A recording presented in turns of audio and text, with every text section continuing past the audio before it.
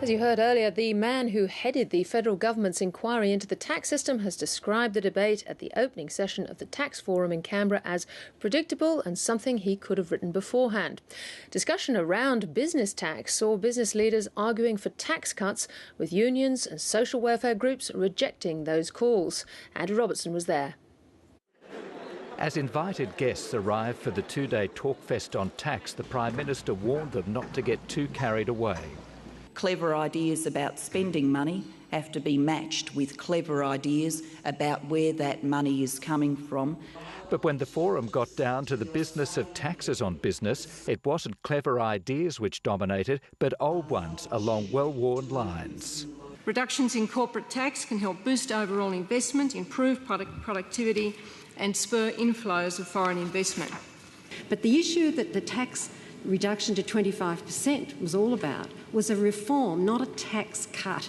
Other business leaders expressed similar views. Union representatives didn't share them. Australia is in fact a relatively lowly taxed country.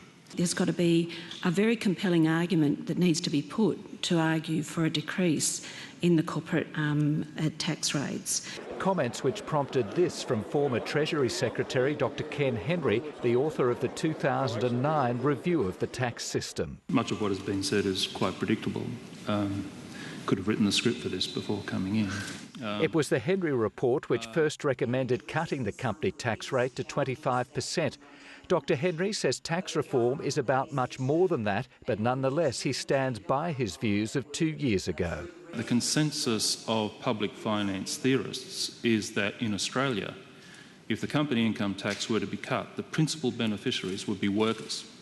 Outside the forum, the Business Council of Australia backed that stance. If we can get the courage to have a comprehensive approach to tax reform, we can actually make it a lot easier to do business, and that will grow the economy. If the tax system constrains business growth and business investment, then it's not just unions who will lose out, but their members. For one of the more neutral observers at the forum, though, arguing the case for lowering business taxes still has a long way to go. What became evident out of this discussion was the need for us to do a lot more work to evidence the importance of cutting the corporate income tax rate in Australia to drive greater investment and help businesses at small, medium and large scale. Debate on the corporate tax rate dominated the time allocated to business, to the point where other issues such as tax losses, capital gains tax and problems affecting small business got scant mention. As the government facilitates discussion on tax reform, a black hole in tax collections is focusing its mind.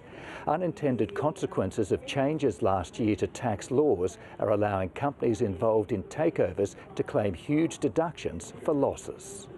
The Institute of Chartered Accountants says it's an issue which is threatening to scupper the government's plans to bring the budget back to surplus. It's very, very difficult to quantify at the moment, but the number is certainly into the tens of billions of dollars. The government is believed to be considering retrospective legislation to close the loophole.